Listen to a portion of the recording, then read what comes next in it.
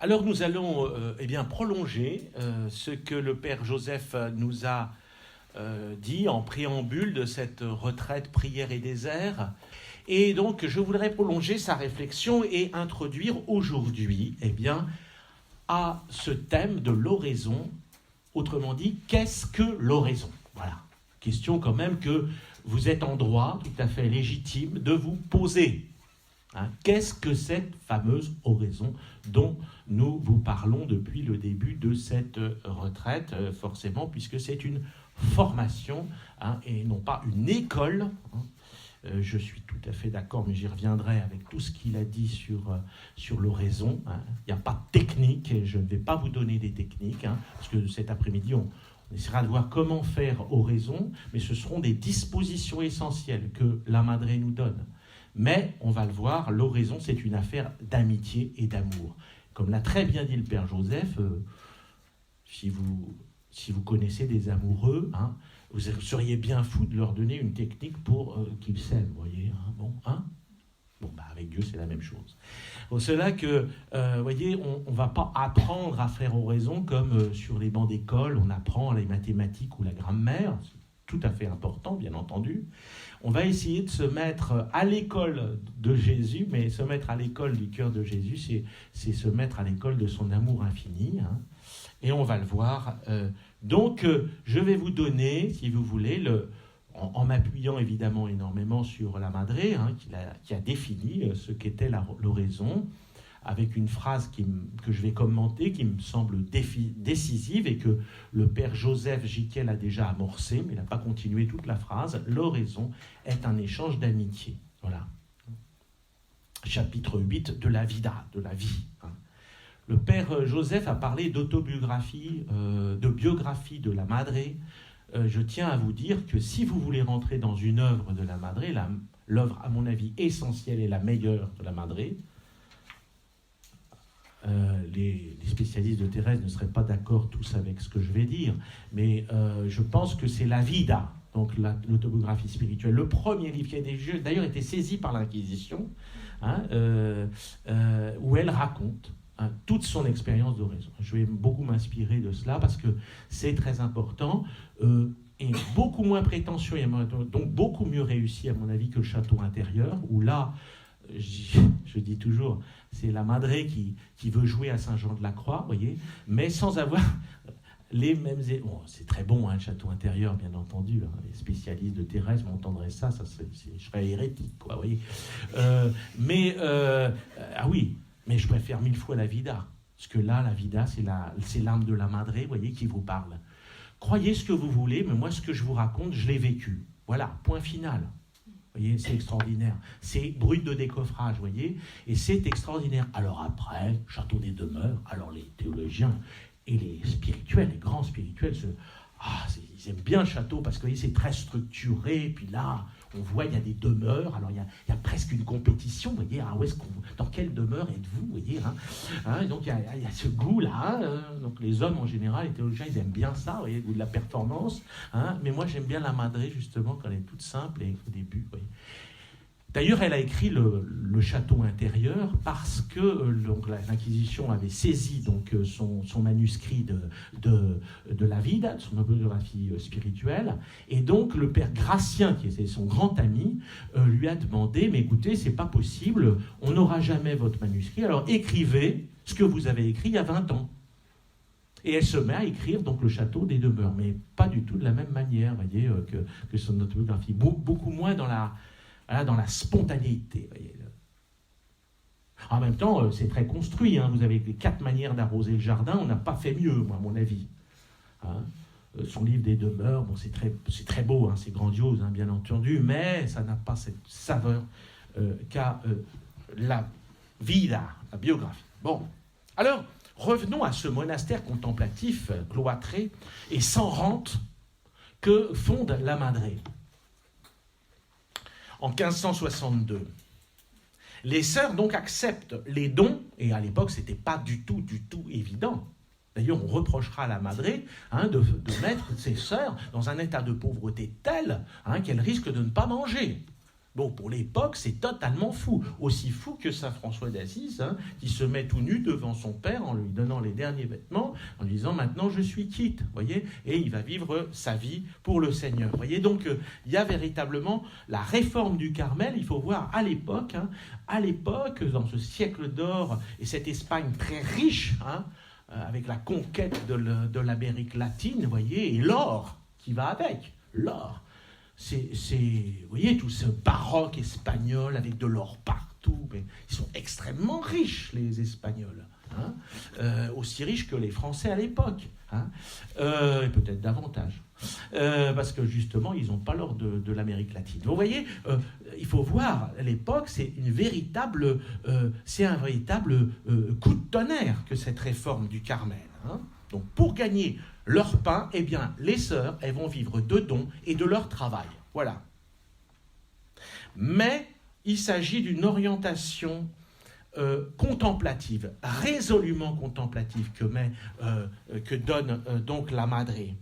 Une orientation contemplative, et attention, ne nous méprenons pas, parce que quand on dit contemplatif, on voit tout de suite la sœur ou le frère qui se encapuchonné, voyez, totalement recroquevillé sur lui-même, mon silence est mon Dieu, moi et mon Dieu, voyez, on est bien ensemble. C'est pas du tout ça, la vie contemplative, pour la Madré en tout cas. Elle donne à sa réforme une orientation résolument apostolique, parce que absolument contemplative. C'est ça qu'il faut bien comprendre. Parce que plus on est contemplatif, c'est ça qu'on n'arrive pas à comprendre, on a beaucoup de mal, et plus on est apostolique. Voyez, il faut devenir, je dis toujours, des contemplatifs. Voyez, on peut aller aux périphéries, comme nous y invite le pape François, mais tout en restant chez soi. Vous voyez ce que je veux dire ? Parce que chez soi, on n'y est pas tout seul, on y est avec ce Dieu, justement, qui est en nous. Et que nous allons apprendre avec la Madré à accueillir pour qu'il nous transforme en lui. Et que nous soyons véritablement embrasés du feu de son amour, ardents de l'amour même de Dieu, et lorsque, comme dirait la petite Thérèse, lorsque dans cette union d'amour, je ramasse une épingle par terre, par amour, je peux sauver des âmes. Mystère de la communion des saints. Voilà, ça on n'en parle pas assez à mon avis. Bon. Donc résolument une orientation nettement contemplative, oui, très contemplative. D'ailleurs, les sœurs sont en étroite clôture, une clôture papale dont elles ne peuvent absolument pas sortir, avec des grilles, des voiles, etc. Pourquoi ? Parce que, non pas parce qu'elles ont peur du monde, mais c'est parce qu'elles ne veulent pas que le monde pénètre dans leur milieu de vie contemplatif, érémitique, vous comprenez ? Ça, on a toujours du mal à comprendre que finalement, c'est peut-être nous qui sommes enfermés et pas elles, voyez ? Quand on est à des parloirs de carmélites espagnols, souvent, qui ont remis les grilles, etc., et c'est tout à fait frappant, avec des groupes de jeunes, les jeunes sont complètement étonnés, parce qu'ils s'attendent à trouver des sœurs complètement confinées, puis alors là, non, pas du tout, elles sont hyper joyeuses, et ça sort la guitare, et les castagnettes, et tout ça, et si vous voulez, ça vous met une ambiance terrible, et les jeunes, ils sont complètement décontenancés, ils se disent, mais c'est nous qui sommes dedans, ou c'est elles, enfin, ils ne savent plus après, vous voyez, c'est assez extraordinaire. Bon, donc, elle prend conscience, la Madré, elle a pris conscience des maux dont souffre l'Église de son temps. Le Père Joseph nous l'a bien rappelé. C'est la division des chrétiens, c'est le début donc de la réforme luthérienne, le relâchement au sein des ordres religieux, donc son propre ordre à l'incarnation. Il a oublié de dire que les sœurs arrivaient avec leurs dames de compagnie, qui leur faisaient le ménage, tout. Enfin, vous voyez, c'était des nobles qui arrivaient à l'incarnation, ils étaient 180, et puis, ouais, c'est une vie assez confortable, vous voyez. Enfin, bon, donc, l'infidélité des prêtres, vous voyez, il nous l'a rappelé. Et surtout la vue, parce que c'est le retour à cette époque, donc je me dis de la conquista, de la conquête espagnole, et donc la vue, alors c'était la théologie de l'époque, mais il y a quand même une pertinence extraordinaire. la vue de ce million d'âmes, de ces millions d'âmes qui ne sont pas baptisées. Alors bien entendu, toute âme qui n'est pas baptisée peut être sauvée, bien entendu. Le Concile l'a rappelé, et il faut toujours le rappeler. Mais le sacrement ordinaire du salut, c'est le baptême. Là aussi, il faut le rappeler. On l'a un peu oublié, vous voyez. On l'a un peu oublié. On se dit, non, Seigneur se débrouille. Écoutez, c'est vrai aussi. En même temps, il a des moyens de se faire connaître extraordinaires. Il faut relire tout le début du manuscrit A de la petite Thérèse, qui était un truc extraordinaire, justement, où elle nous dit, on parle du bon sauvage, qui justement n'a que la merveille de la création et puis sa conscience pour être guidé, vous voyez. Mais effectivement, Jésus descend vers les petites pâquerettes des champs comme vers les lys, vous voyez. Donc, voilà. Parce qu'il est bon, il est miséricordieux, bien entendu. Mais enfin, dans la théologie de l'époque et dans ce désir qu'a Thérèse de sauver les âmes, ça c'est très prégnant chez elle. On l'a oublié ça, voyez. On est un petit peu à l'horizon de ce monde, au ras des pâquerettes un peu, vous voyez ce que je veux dire. La pauvreté, alors Dieu sait si on en entend parler à l'heure actuelle, au plus haut niveau, mais la pauvreté, j'ai envie de dire ça au pape François, écoutez, la pire des misères, cher pape François, c'est de ne pas connaître Dieu, c'est l'absence de Dieu, c'est pas avoir de thunes, excusez-moi. Parce que les gens qui n'ont pas de thunes, je vais vous dire, ils sont bien plus heureux que ceux qui en ont. Eh oui. Moi, je suis allé à Madagascar, je peux vous dire, des visages tout le temps souriants, vous voyez, et pourtant, les gamins n'ont pas de quoi se mettre des chaussures aux pieds. Vous vous dites, mais attendez, c'est moi qui suis... Bah oui, t'es trop riche, mon pote. Voilà. Vous voyez, en fait, bon. Donc, vous voyez, c'est cette préoccupation qui est là, finalement, de faire connaître, c'est toujours la même préoccupation, alors qui sera cristallisée, bien entendu, par la petite Thérèse, qui est le grand apôtre du Carmel, la preuve...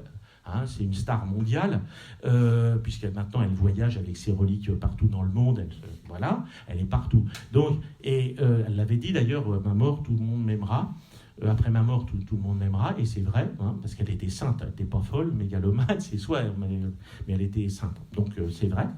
Donc tout le monde l'aime, parce qu'effectivement, son désir, c'est d'aimer Jésus et de le faire aimer, elle le réalise, vous voyez. Et c'est le désir de la Carmélite, le désir le plus profond en restant dans son cloître, c'est qu'à travers le sacrifice, l'offrande de sa vie, eh bien Jésus soit connu et aimé. Parce qu'il faut le faire connaître, voyez. Et quand on le connaît, on l'aime. On ne peut pas faire autrement que de le connaître, que de l'aimer. Le tout, c'est de le faire connaître. Ah oui.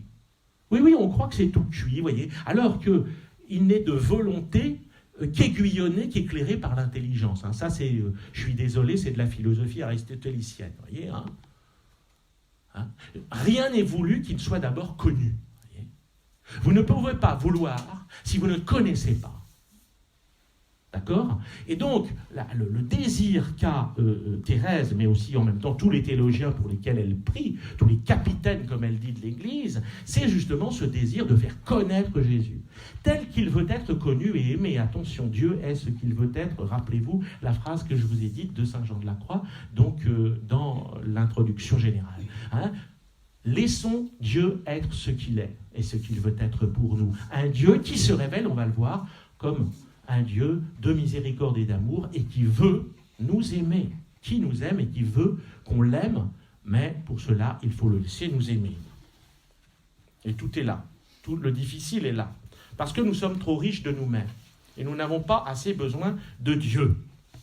Or, Thérèse, c'est une pauvre de cœur, c'est quelqu'un quand même avec un tempérament et un naturel absolument extraordinaire. Le Père Joseph nous l'a rappelé. Elle est très jolie en plus. Donc vous voyez, elle a des dons naturels absolument inouïs. Et pourtant, quand vous ouvrez ses ouvrages, à chaque page, elle vous dit qu'elle est pauvre. Il n'y a pas plus misérable qu'elle. Tout le temps, ça vous énerve, au point que ça vous énerve, enfin... Quand même, on a l'impression que c'est une personne qui a une vertu, alors qui court après les vertus tout le temps, et qui en même temps a un déficit, voyez, naturel.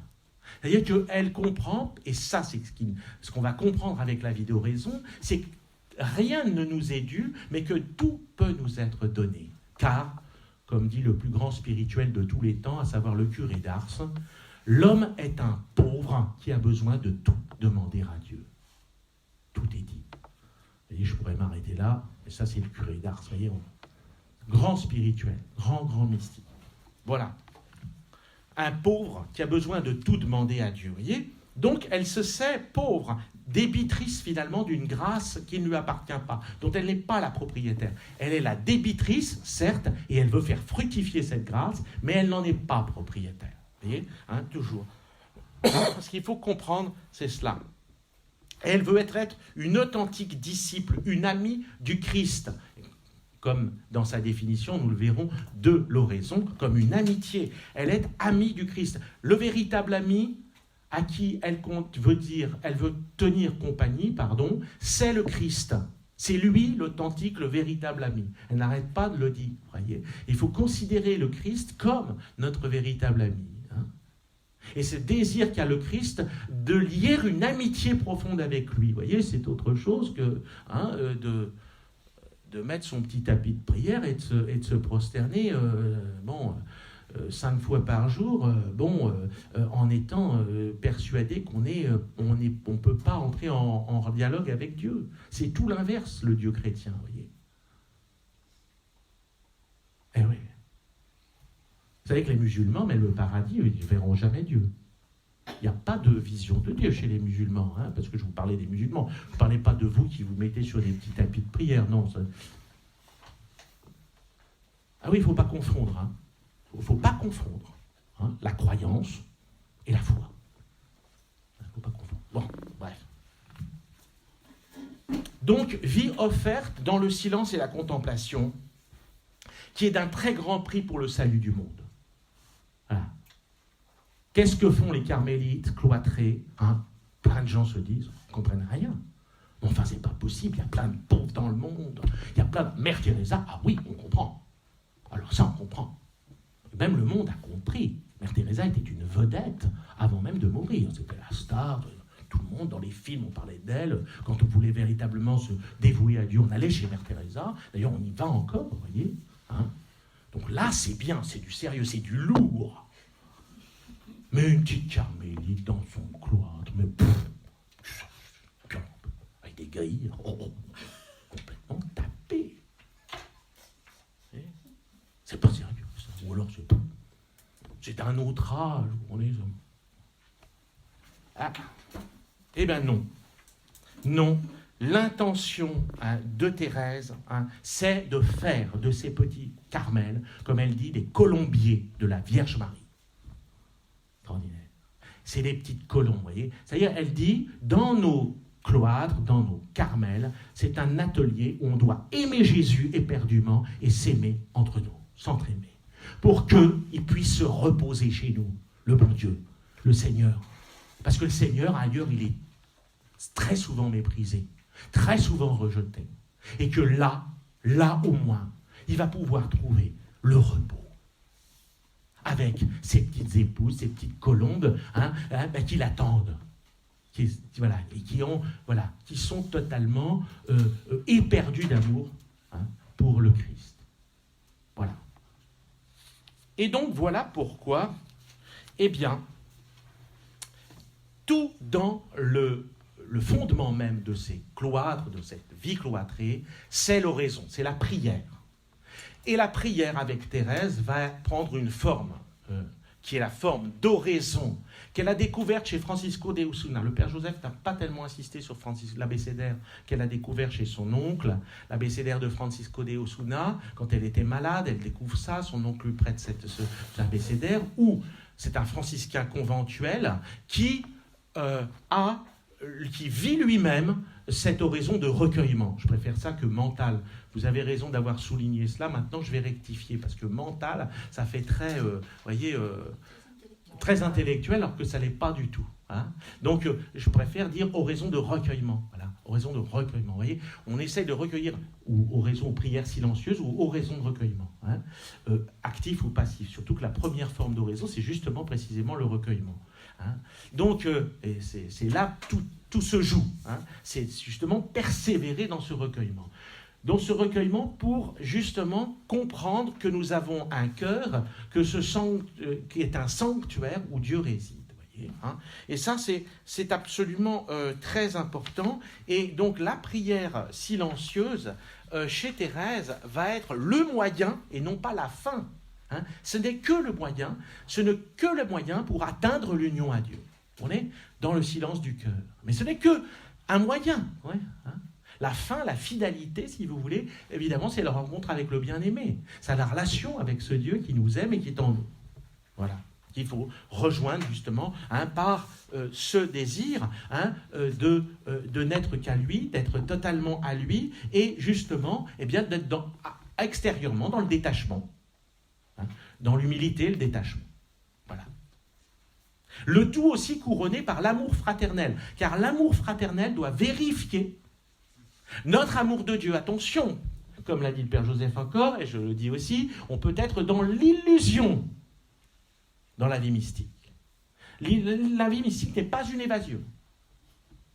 Pas du tout. On ne rentre pas dans une bulle, voyez, et on reste dans sa bulle. Non, ce n'est pas une bulle.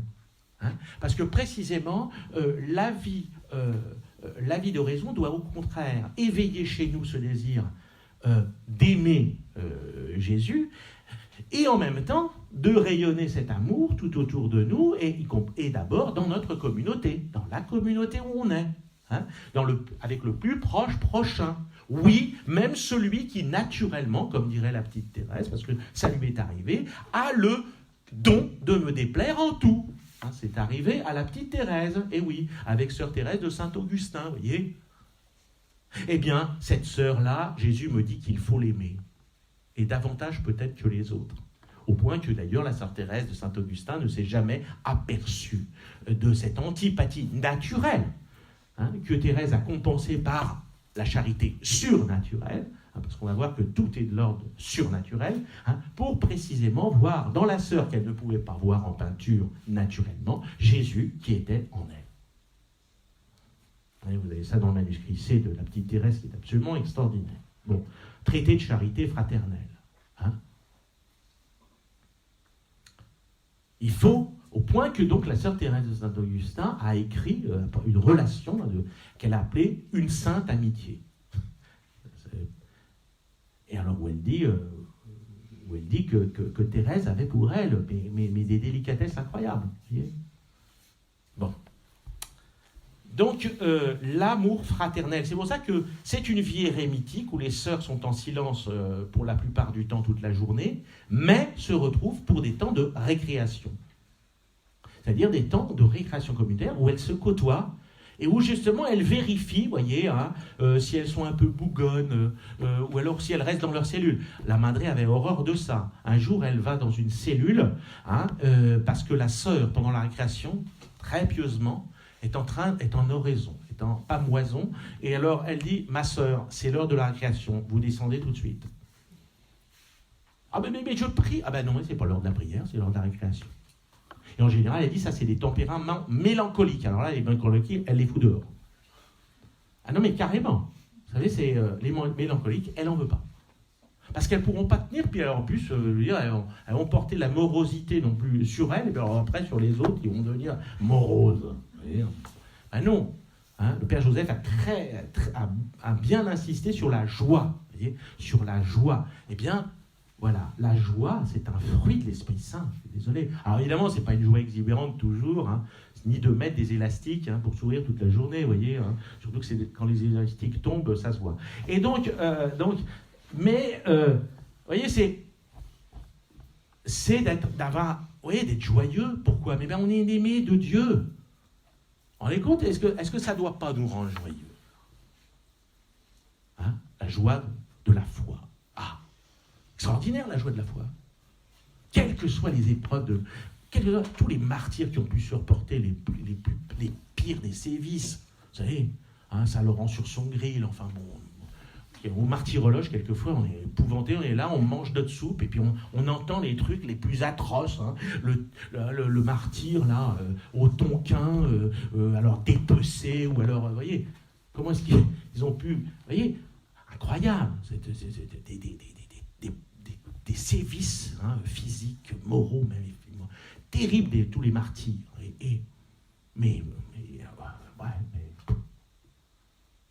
ils meurent dans la joie en même temps. Ça leur est donné, le Seigneur vient, parce que ils savent que cet horizon de ce monde n'est pas le seul horizon de leur vie, hein, bien entendu. C'est l'éternité vers laquelle nous allons. Donc, colombier de la Vierge, mais elle dit aussi petit collège du Christ, où l'on s'aime dans la joie et la simplicité. Hein. Et puis, lors de la fondation, vous savez, d'un monastère à Medina del Campo, elle rencontre le futur Jean de la Croix au parloir. Hein, Jean de la Croix qui veut aller à la Chartreuse, hein, et elle le gagne à sa cause. Hein. Ce que femme veut, Dieu veut. Hein. Et donc, elle le gagne à sa cause, et elle lui dit, d'accord, mais à condition que je n'attende pas trop longtemps. Voilà. Et effectivement, très, très vite, hein, il va fonder Adoruelo dans une petite masure complètement délabrée, mais il s'en fiche complètement. Mais là, il passe des heures à l'horizon, enfin plus d'heures que nous les 2 heures, hein, parce que c'est les fondations. Alors le Seigneur, il donne dans les fondations. Et puis, peu à peu, ils vont se répandre aussi dans l'Espagne et partout. Hein. Comme vous l'a dit le Père, hein, je ne le redis pas, donc les carmélites sont plus nombreuses que les carmes, mais nous sommes tous à travers le monde répandus, donc jusqu'aux extrémités de la terre. Enfin, c'est un peu prétentieux de dire ça, parce que je pense qu'il y a encore des terres qui attendent aussi des carmes et des carmélites. Bon, j'espère que le Seigneur leur en donnera. Bon. Alors, qu'est-ce que l'expérience donc contemplative de la Madre? Voilà. Qu'est-ce que donc l'oraison? Toute prière authentique devrait être une prière du cœur. C'est un père carme qui écrit cela, c'est le père Wilfried Stinissen, et qui ajoute « Le cœur est le lieu où l'homme a contact avec son Dieu. C'est là, dans son cœur profond, que la vie divine sommeille. » Je vous l'ai dit, dans le mas profundo centro del alma, l'esprit n'est pas indépendant de l'âme, hein, comme on le dit à l'heure actuelle. Hein. Il y a beaucoup d'anthropologie ternaire, mais ils ne comprennent pas que saint Paul, ce n'est pas 3 substances. Hein. Le corps, l'âme et l'esprit. Hein. L'esprit est dans l'âme, c'est la fine pointe de l'âme dont parle la Madre. Hein. Et cela d'ailleurs dans les demeures, hein, elle fait bien, elle dit, l'esprit est dans l'âme. Mais l'esprit, c'est justement le lieu où dans l'âme, Dieu demeure. El más profundo centro del alma. C'est extraordinaire. Hein.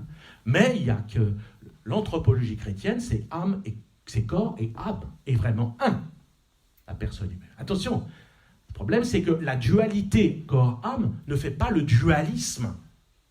C'est ça qu'on confond. Vous voyez, il n'y a pas le corps et l'âme, non. Il y a corps et âme vraiment un. L'homme est un composé substantiel.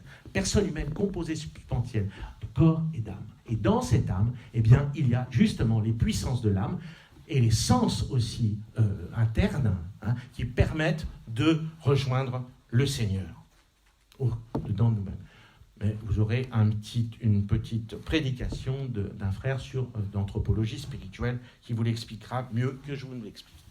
Au paradis, l'homme vivait dans son cœur.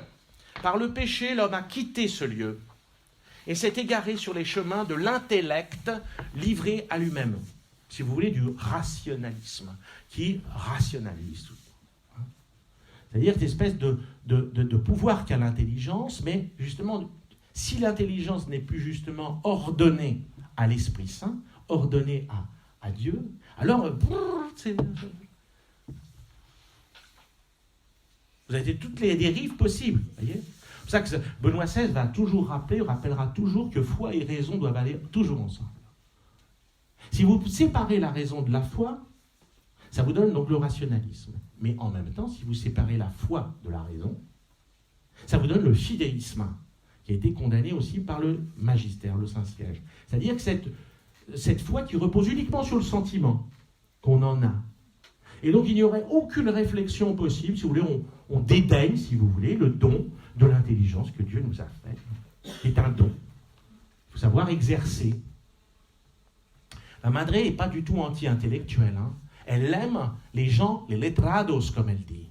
C'est-à-dire les lettrés, c'est-à-dire les théologiens qui ont fait des études, qui savent, voilà. Hein, et parce que précisément elle a besoin d'être éclairée. Elle n'en a pas fait des études de théologie. Donc elle demande son éclairage au père dominicain, au père jésuite, hein, qui était à Avila à l'époque. Et Dieu sait s'ils étaient nombreux. Hein. Elle a bénéficié des deux traditions. Et évidemment, quand il y a eu Saint Jean de la Croix et les Carmes, elle bénéficiait aussi des enseignements de Saint Jean de la Croix qui avait fait ses études à Salamanque. Et donc, vous voyez, ne négligeons pas aussi ce pouvoir qu'a l'intelligence, la raison, vous voyez. La raison est régulatrice. Si vous faites quelque chose qui n'est pas selon la raison, eh bien, il faut vous interroger. Vous comprenez? Ben oui, il faut le dire. Hein. Le problème, c'est qu'il faut le dire, il faut le rappeler à l'heure actuelle. Vous voyez, la foi, mais moi je ne comprends pas, je ne ressens rien. Bon, mais ce n'est pas du l'ordre du sentiment. Il peut y avoir. Attention, ce sentiment n'est pas toujours là. Hein. Enfin, on va le voir. Donc, l'oraison, rappelez-vous la parabole de l'enfant prodigue. Quand est-ce que l'enfant prodigue se décide véritablement à rentrer chez son père? Qu'est-ce qu'il fait avant de retourner vers son père? Vous vous rappelez pas? Hein? Il rentre en lui-même. Bravo. Exactement. Là, ils connaissent bien l'évangile. C'est bien. Luc 15, 17. Il entre en lui-même. C'est quand même très beau, ça. Et c'est en entrant en lui-même qu'il va prendre la décision de revenir à la maison du Père. Voyez. Donc, l'importance, vous voyez, de cette entrée en soi dans le cœur profond, hein, pour y découvrir la présence d'un hôte qui n'attend que nous, qui n'attendait que nous, justement, pour nous embrasser, pour nous combler de son amour. Voyez, pour nous donner, eh bien, nous faire part, hein, de ce festin qu'il a préparé, hein, que son Fils a préparé pour nous, hein, un festin où le Christ, le vrai Fils aîné, la parabole, hein, s'est donné et il donne sa vie en partage. Voyez, contrairement au Fils aîné de la parabole où justement, lui, il ne veut pas partager. C'est pas normal. Hein. Lui, il est allé loin, il a dépensé en plus tout son héritage, il a droit à rien, plus rien maintenant. Il ne faut pas qu'il rentre à la maison. Moi, je ne comprends pas le père, il est complètement fou, il l'accueille, en plus, il fait la fête. C'est lamentable. Vous voyez, c'est scandaleux, la miséricorde de Dieu. Vous voyez, quand même, il faut voir, hein, c'est scandaleux. Mais qu'est-ce qui est scandaleux? Est-ce que ce n'est pas plutôt que parce que notre œil est mauvais, plutôt que Dieu soit bon? C'est toujours le problème. Il faut toujours se poser la question. Hein. Bon. Or, Dieu, Dieu est amour, il veut justement nous faire partager. Il aime tout homme en ce monde, vous voyez, tout homme en ce monde est aimé de Dieu, hein, précisément, et il veut entrer, évidemment, en même temps, Dieu ne peut entrer dans notre intérieur, dans notre vie, même s'il y réside. Je dis une bêtise parce que il y réside par mode de présence. Vous voyez, Dieu est présent à tout être en ce monde dans la mesure où tout être existe de par la volonté de Dieu. Hein. Donc, rien ne peut subsister en dehors de lui. Donc, c'est ce qu'on appelle la présence d'immensité de Dieu. D'accord, hein. Mais la présence d'amitié, pour entrer dans cette amitié, hein, dont nous parle la Madre, il faut la grâce. Et c'est ce qu'on oublie un petit peu trop à l'heure actuelle, c'est ce que j'appelle la miséricorde à trois valles. Tout le monde est sauvé, youpi. Ah, tout le monde est sauvé en espérance. Qu'ils soient tous sauvés, on est d'accord. Ça ne veut pas dire que tous sont sauvés là. Ça se saurait. Hein. Ça se saurait, enfin, je ne sais pas. Si on était au paradis, on le saurait quand même, je pense. Hein. Bon. Or, je pense que... On n'est pas encore, hein, bon, enfin, sauf à être dans notre bulle. Hein, bon. Mais si on n'est pas dans notre bulle, on se rend compte qu'on n'est pas au paradis. Donc, il y a quand même encore un petit peu de chemin à faire, voyez, hein, pour nous-mêmes comme pour les autres, voyez ce que je veux dire, hein. Et c'est pour cela qu'il y a le salut qui est proposé, qui est offert à tous les hommes. Ça ne veut pas dire qu'il soit efficient et efficace chez tous. Vous comprenez? La miséricorde, c'est tenir compte de notre misère, c'est-à-dire de la misère de l'homme qui veut se débrouiller tout seul dans la vie sans Dieu, parce que c'est ça l'homme pécheur. Le véritable péché, c'est l'autosuffisance, l'indépendance, l'autonomie totale par rapport au Créateur, autonomie totale de la créature par rapport au Créateur. Hein. Je peux m'en sortir tout seul. comme l'enfant prodigue, qui est une parabole magnifique d'ailleurs du péché originel. Hein. Je veux mon héritage, ce que je suis, j'en fais ce que je veux. Et tu peux penser ce que tu veux, Dieu, moi je fais ce que je veux avec ce que je suis. Donne-moi mon héritage. C'est quoi la part de l'héritage ? C'est moi-même. C'est cet héritage que Dieu nous a laissé, c'est nous-mêmes. C'est vrai que nous-mêmes, on peut en faire ce qu'on veut. Si j'ai envie de tuer mon voisin, je peux le faire. Ah ben oui, tout est permis. Mais, vous dira saint Paul, tout n'est pas profitable. Peut-être dans l'immédiat, si vous volez une grosse somme chez votre voisin, hein, rappelez-vous Crime et Châtiment, Dostoïevski, il faut revenir toujours aux grands classiques, vous savez. Hein. Laissez tomber les écrivains français actuels, revenez aux grands classiques. Sauf qu'il y en a quelques-uns, mais bon, ils sont pas très nombreux.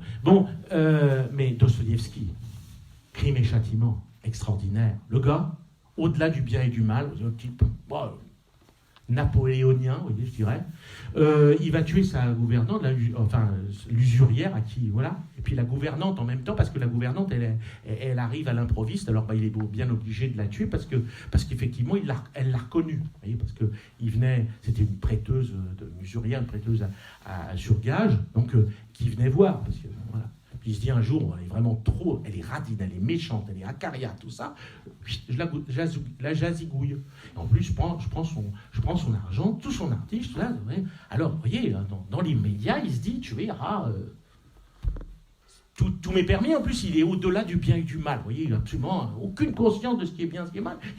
C'est Nietzsche, si vous voulez, volonté de puissance, j'ai envie ce que je veux, je vais le faire. Bon. Vous riez, mais on est là-dedans à l'heure actuelle. Bon, mais donc, voilà. Et au bout d'un moment, il est travaillé. Par quoi ? Par sa conscience. Alors là, il n'avait pas prévu ça. Et ça devient un enfer pour lui. Et finalement, après la rencontre d'une prostituée, qui dit à Raskolnikov, donc c'est le héros de Dostoïevski, qui dit le passage de la résurrection de Lazare. Et lui, c'est pas ça, parce qu'il veut pas, il est poursuivi par un commissaire qui commence à flairer le truc, qui commence à être vraiment suspecté, mais il ne veut pas se rendre à la police. Et Sonia, donc la petite prostituée, qui lui lit avec une foi intense, voyez, prostituée, nous redevancerons dans le royaume, hein, avec une dimension, une intensité intense, hein, pas parce qu'elles sont prostituées, je précise, il faut toujours préciser les choses. Et donc, une grande intensité, hein, qui lui lie donc la résurrection de Lazare. Et là, il se voit, c'est lui Lazare, le pauvre, qui a besoin de ressusciter, de renaître. Il est mort, il faut qu'il revienne à la vie. Seul le Christ peut lui donner. Et là, il va se vendre à la police, il va avouer son crime. Et puis Sonia va le suivre jusqu'au bagne, il est déporté au bagne. Et Sonia va le suivre parce qu'elle l'aime, et donc elle va le suivre jusqu'à ce qu'il ait fini sa peine, qui sera longue. Travaux forcés en Sibérie. Hein. Film, je dirais, parce que moi j'ai toujours rêvé d'en voir un film, mais tel que Dostoïevski a voulu le faire, à le concevoir, mais c'est un grand, grand livre, qui dit bien mieux que que toute une littérature très verbeuse et qui n'est pas véritablement dans la perspective du sens de la vie. Tout ça pour vous dire que, vous voyez, on est libre de faire ce qu'on veut, hein, avec ce que nous sommes, l'héritage de ce que nous sommes, mais il faut savoir si c'est la véritable liberté, vous voyez. Et le monde, à l'heure actuelle, se fourvoie dans la mesure où il pense que la liberté, c'est le sens moderne de la liberté, c'est de faire ce qu'on veut, comme on veut, quand on veut. Non, ça c'est le libre arbitre, effectivement. Vous pouvez faire ce que vous voulez, comme je vous ai dit, vous pouvez tuer votre voisin. Mais, en même temps, est-ce que c'est la vraie liberté ? Est-ce que cette liberté, est-ce que ça va vous rendre libre ? Est-ce que ça va vous rendre véritablement libre ? Autrement dit, est-ce que ça va vous rendre heureux ? La liberté, c'est véritablement d'être dans cette perspective de l'amour vrai qui vous porte, hein, et cette vérité qui vous porte et qui vous rend libre. C'est pour ça que la définition de Jésus de la liberté, c'est la vérité. La vérité vous rendra libre. C'est extraordinaire. C'est ça, cette liberté. Vous rendra libre. La vérité sur quoi? Sur notre pauvreté, notre misère, et en même temps sur l'amour de Dieu, qui, en dépit de notre misère, nous aime, veut se donner à nous. Et ça s'appelle la miséricorde. Vous comprenez? C'est pas une assurance de risque, vous voyez? La miséricorde. Hein? C'est un mystère très profond. C'est le cœur de Jésus. Et le cœur, il est transpercé. Et il est transpercé par nos péchés. Vous voyez, c'est... Jésus est crucifié. En même temps, je vous l'ai dit, le crucifiement, c'est pas... En même temps, pour lui, c'est un moyen de nous prouver l'amour qu'il a pour nous, au-delà, justement, de toutes ces folies du péché. Éloquence de la croix. Dieu est esprit, et ceux qui l'adorent, c'est en esprit et en vérité qu'ils doivent l'adorer. J'aime beaucoup cette phrase de Saint Jean que Jésus donne à la Samaritaine en Jean 4, 24. C'est la condition, voyez, que réclame l'authentique adoration du Père, qu'elle soit faite dans l'esprit et dans la vérité. Voyez, en esprit et en vérité. On pourrait d'ailleurs traduire dans la vérité de l'esprit. Hein, c'est-à-dire dans la vérité de notre cœur profond et de l'Esprit Saint qui vient au secours de notre faiblesse, car nous ne savons pas comment prier. Alors, comment prier? Et qu'est-ce que prier? Alors, je vais revenir donc, comme je vous l'ai promis, à la définition que donne la Madré. Il faut bien quand même que je vous la donne, après tout ce préambule. C'est-à-dire un échange d'amitié où l'on s'entretient souvent seul à seul avec ce Dieu dont nous nous savons aimer. Voilà. Voilà la définition qu'elle en donne. Et tous les mots portent. Vous voyez, d'abord, il s'agit d'une relation d'amitié. Je vous l'ai dit, et Jésus vous le dit lui-même, encore en Saint Jean, je ne vous appelle plus serviteur, mais je vous appelle mes amis.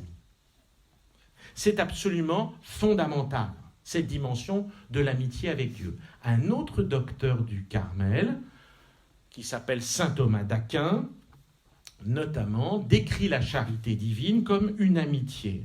Une amitié, attention, qui n'est pas d'ordre naturel, mais d'ordre surnaturel. Alors je m'arrête sur ce mot surnaturel, parce que là, il faut bien être précis, parce que là, il y a des confusions épouvantables.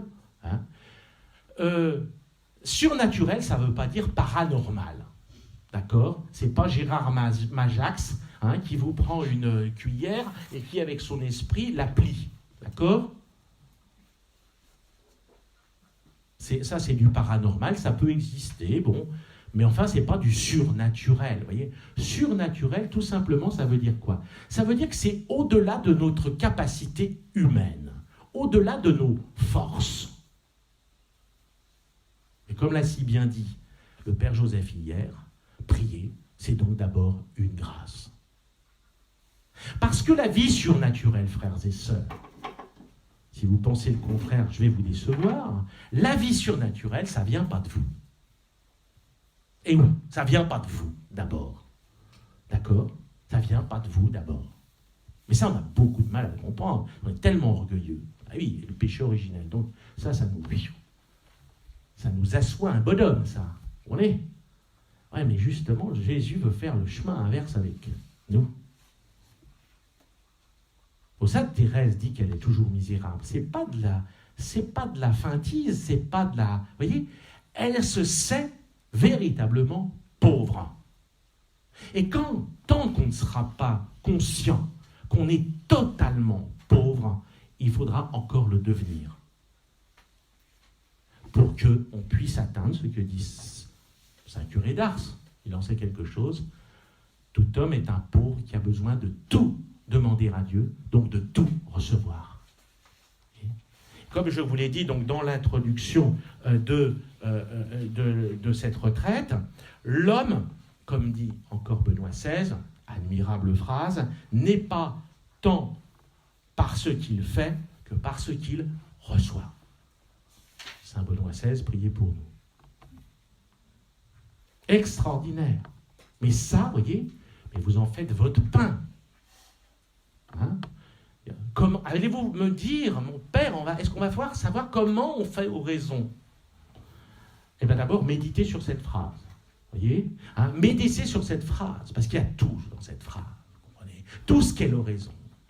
Le mérite, dira Thérèse, c'est de recevoir. Voyez, le premier mouvement de la profondeur d'un homme, donc de sa vie spirituelle intérieure, c'est l'accueil, la réceptivité au don de Dieu. Regardez la Samaritaine. Est-ce que Jésus lui fait une leçon de morale? Ah, ce n'est pas bien d'avoir eu 5 maris. Et encore, celui avec qui tu es n'est pas ton mari. Ce n'est pas bien. Est-ce qu'il lui dit ça? Non. Il la met devant sa vérité, c'est vrai. Ah, elle est toute embêtée, quoi. Bah, c'est toute ma vie. Ouais. Bon, elle n'est pas brillante, on est d'accord, mais il ne lui fait pas de reproche. Il va lui donner le plus grand enseignement qui soit sur la vie intérieure. C'est la Samaritaine qui le reçoit. Celui qui croit, des fleuves d'eau vive jailliront de son sein. Voilà. C'est la Samaritaine. Pourtant, qui n'est pas véritablement un parangon de morale. Et elle ne peut pas véritablement. Père exemplaire dans sa vie morale. Pourquoi? Parce qu'il y a une transcendance absolue de la foi et une gratuité totale du don que Dieu nous fait de lui. Est-ce que vous comprenez ça?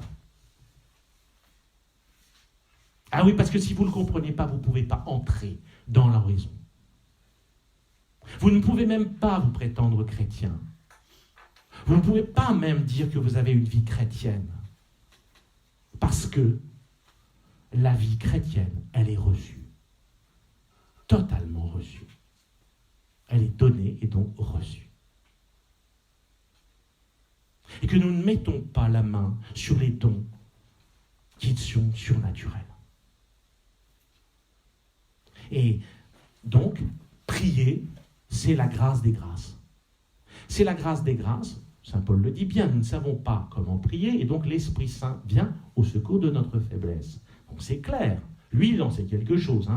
Il est tombé de son cheval, autrement dit de sa prétention de super-héros pharisien, vous voyez, il est tombé de son cheval, et les écailles aussi de ses yeux lui sont tombées parce que ça lui a fait très mal, vous comprenez, de comprendre que finalement il était complètement à côté de la plaque.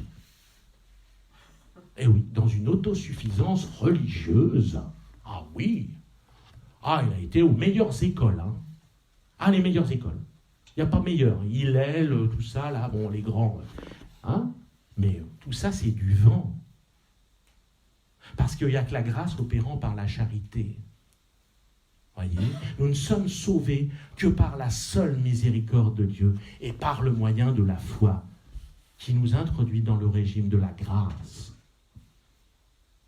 Autrement dit, dans la grâce de l'Esprit Saint. Donc, la vie d'oraison, l'oraison, c'est être réceptif au don de Dieu. Premier mouvement de la vie chrétienne. Avant toute chose à faire pour Dieu, il faut le laisser faire en nous. C'est-à-dire le laisser déployer en nous cette vie filiale que le Christ a instaurée, cette adoption filiale. Je ne sais pas si vous avez entendu les oraisons de ce jour pour la transfiguration. C'est une adoption. On parle de l'adoption. Faites bien attention. Jésus nous a donné l'adoption. Ce n'est pas une question de transfiguration, de merveilleux, de miraculeux. Non, ce qui est miraculeux, c'est que nous sommes associés, effectivement, par le Christ transfiguré aujourd'hui, qui nous montre, qui nous indique le ciel, et surtout qui nous invite à voir que l'humanité, dès lors, est promise, justement, à ce ciel. Vous voyez, il entrouvre le ciel aujourd'hui, mais en nous disant, c'est par l'adoption filiale que vous pouvez y parvenir. Autrement dit, encore par le baptême. Donc gratuit.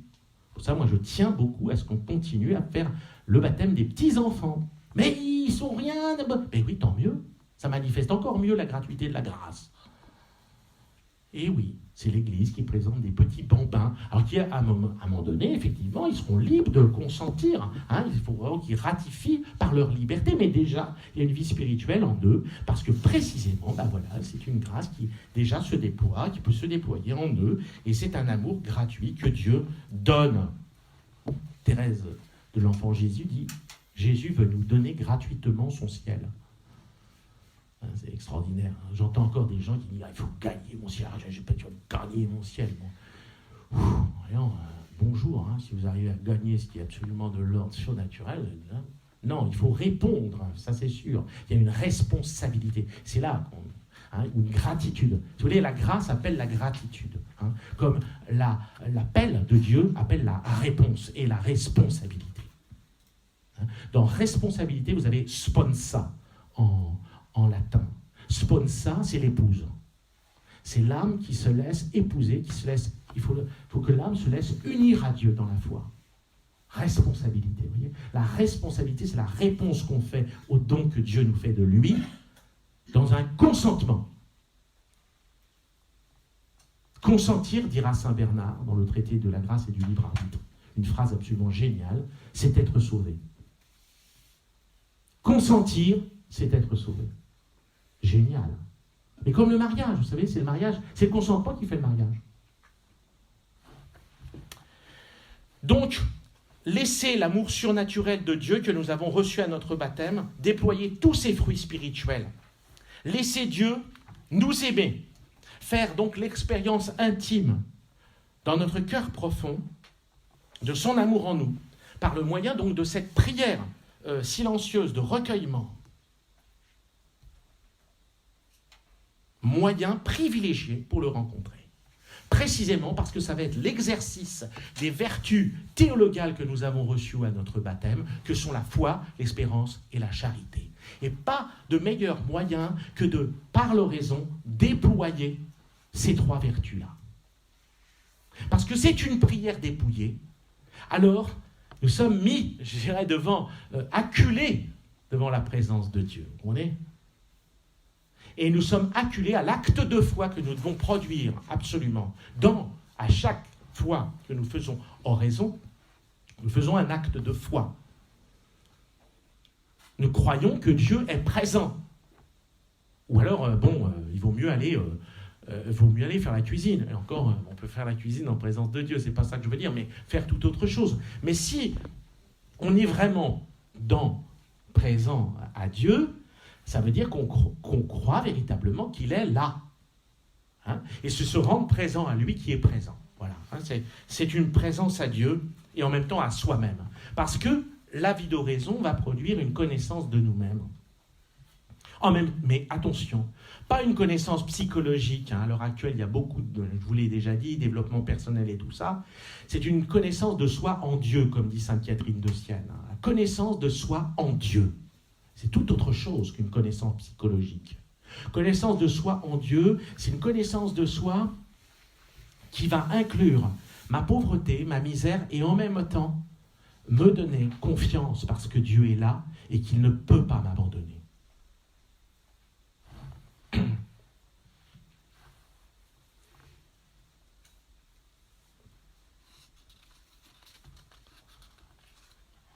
Un grand théologien disait « Les hommes qui ne font pas oraison sont comme un corps paralysé ou perclus. » C'est la Madré qui parle.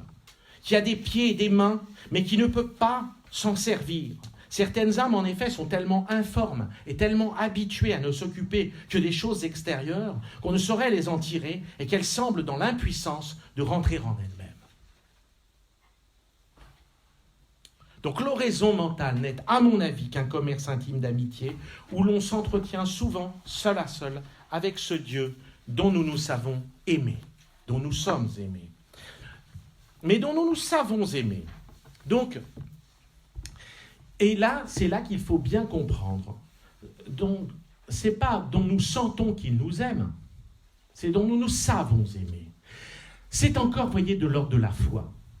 Non pas, encore une fois, que la foi n'est pas, et Thérèse va nous en parler, j'en parlerai un petit peu de l'expérience contemplative de la Madré, mais c'est d'abord une amitié, c'est l'expression de deux amours, l'expression libre de deux amours qui se retrouvent et qui se fréquentent, où l'on s'entretient souvent, seul à seul. Vous voyez, comme un ami avec un autre ami. Si vous voulez garder vos amis, qu'est-ce que vous faites ? Vous les fréquentez. Si vous ne fréquentez plus vos amis, vous les perdez. Eh bien, c'est exactement cela. Ouais. C'est aussi simple que cela, l'oraison. Vous voyez ?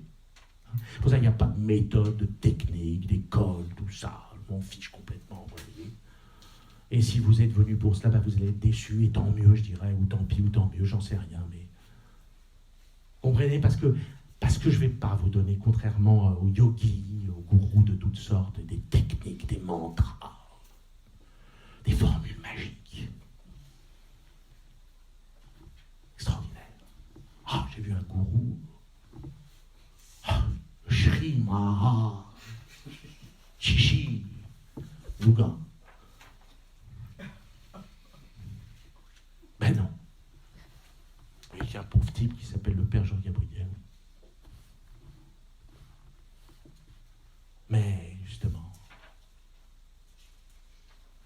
justement, qui est justement pauvre, et c'est parce qu'on est pauvre que Dieu nous aime, justement. Pour nous enrichir de lui, par sa pauvreté, parce qu'il a pris notre condition humaine. Eh oui, c'est fait homme. Donc deux amours, expression libre de deux amours qui se cherchent activement et qui, s'étant rencontrés, se donnent l'un à l'autre paisiblement dans l'amour, dans le silencieux d'amour dont Saint Jean de la Croix nous dit que c'est le langage que le Seigneur Dieu se plaît le mieux à entendre. Le silencieux amour, le langage que le Seigneur se plaît le plus à entendre, le mieux à entendre. Silencieux amour de la contemplation, commerce donc d'amitié, et souveraine liberté de Dieu et de l'âme aussi, dans leur rapport, voyez. Et cette liberté est tellement nécessaire. Thérèse vise à la liberté intérieure. Il y a une grande liberté chez la Madre. Même, bon, elle ne transige pas avec la règle, c'est sûr, mais en même temps, si vous voulez, il y a une grande liberté intérieure dans l'expression, justement dans l'expression de son amour pour Dieu, et de sa relation avec Dieu. Parce que l'oraison est une relation à Dieu. Qu'est-ce que vous voulez que je vous donne comme technique ? Alors, je vais vous donner des dispositions cet après-midi. Comment faire oraison, d'accord ? Avec des dispositions, mais les dispositions que donne la Madre. Qui vont être des dispositions de dame. Mais il n'y a pas de technique, qu'est-ce que vous voulez que je vous dise ? Au sens où justement, vous avez un cœur, vous avez tout ce qu'il faut en vous, voyez, comme les gens qui s'essayent au mariage pour savoir avant le mariage si ça fonctionne bien.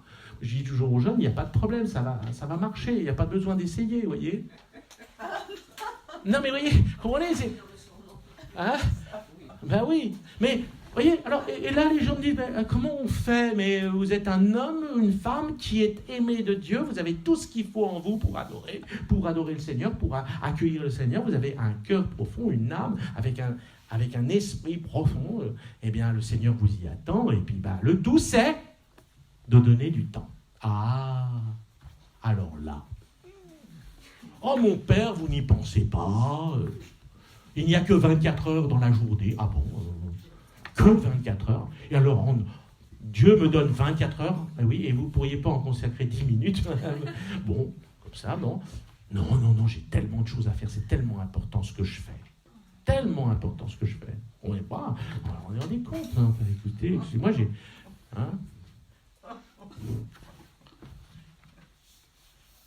Donc, souveraine liberté de l'âme qui doit aussi se plier à la souveraine liberté de son Dieu qui l'attend. Mais il prend un extrême plaisir. Sachez que quand vous allez à l'oraison, il prend un extrême plaisir à vous y voir, le Seigneur. Eh oui, il aime que vous vous entretiez avec lui. Parce que pourquoi ? Mais il est votre ami, encore une fois. Et donc il est content. Ah tiens, elle vient. Oh, elle a laissé tomber des tas de choses inutiles qu'elle faisait. Et elle vient me voir. Oh, c'est super.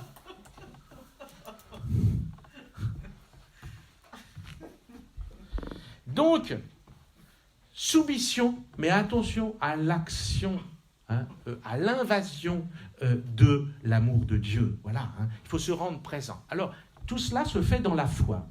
Alors, la meilleure définition de la foi que je connaisse, c'est justement le docteur de la foi, on l'appelle comme ça, c'est Saint Jean de la Croix.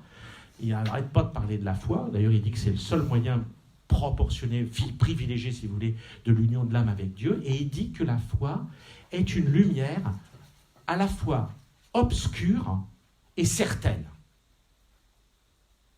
Et je pense que c'est la meilleure définition qu'on peut donner de la foi. Elle est obscure. Pourquoi ? Parce qu'on n'a pas l'évidence de Dieu. Et c'est justement cela qui fait la difficulté de l'oraison. C'est qu'on ne le voit pas. Eh oui, on ne le voit pas. Il n'est pas évident. Être évident, c'est d'avoir l'évidence de Dieu, c'est de le voir dans son évidence. Voilà.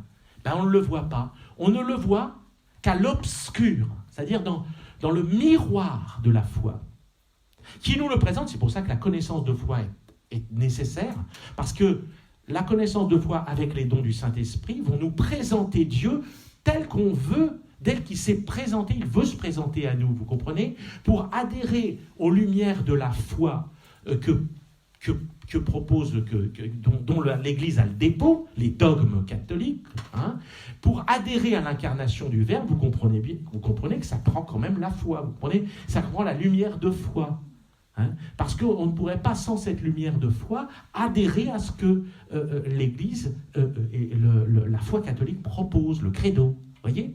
Donc, il y a besoin des dons du Saint-Esprit, de cette lumière de foi qui va être donc vivifiée par l'Esprit Saint, pour que précisément cette vertu de foi nous donne la certitude que Dieu est et qu'il s'est révélé en Jésus-Christ. Voilà. Donc les gens qui vous disent « Ah, mais la foi, c'est douter, c'est... » Ils confondent Descartes avec Jésus, bon. Mais c'est pas douter, non. C'est avoir une certitude, mais attention, qui n'est pas évidente, qui est dans l'obscurité d'une connaissance, dans l'opacité, hein, d'un miroir. Dieu est derrière les nuages, si vous voulez. On le verra, on ne peut pas le voir, il faut mourir pour voir Dieu. Donc, mais en même temps, pour être avec lui, on peut être tout à fait uni à lui, ici et maintenant. On est par cette lumière de foi. La foi nous donne Dieu, dira Saint Jean de la Croix. Donc, vous voyez, l'oraison, c'est l'exercice de cette foi, c'est l'exercice de l'acte de foi qu'il nous est possible de faire parce que nous sommes tous baptisés. Hein? Nous sommes baptisés, nous avons tout ce qu'il faut en nous, l'armature surnaturelle, parce que c'est d'ordre surnaturel, vous comprenez bien, ça ne peut pas venir de nous, mais c'est en nous. C'est pas de nous, mais c'est en nous. Parce que Dieu, par notre baptême, nous a donné tous les moyens qu'il faut pour entrer en contact avec lui. Et ce contact privilégié, donc, et proportionné, c'est la lumière de foi. Cette foi qui va nous dire à chaque fois que l'on se met en présence de Dieu, que nous sommes aimés de Dieu. Nous savons qu'il nous aime. Mais c'est extraordinaire, ça change tout, vous comprenez ? Quel que soit l'impact psychologique, le sentiment que j'en ressens. Mais mon père, je ne ressens rien. Oui, mais vous êtes là. Cela suffit. Dieu aime, cela suffit. Oui.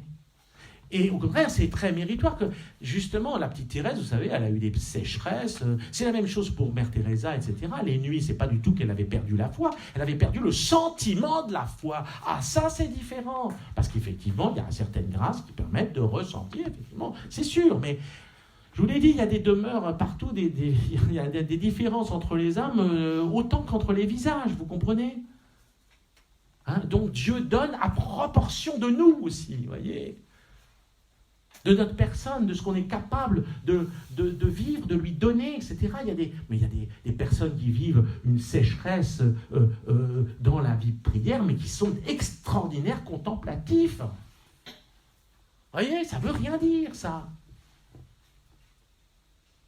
Foi donc obscure et certaine, mais qui certainement nous donne Dieu.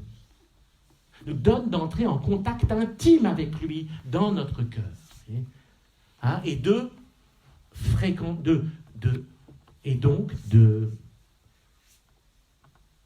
cultiver cette amitié spirituelle, surnaturelle, donc il ne vient pas de nous, mais dont l'oraison, la prière silencieuse, l'oraison de recueillement, eh bien, va être la porte d'entrée.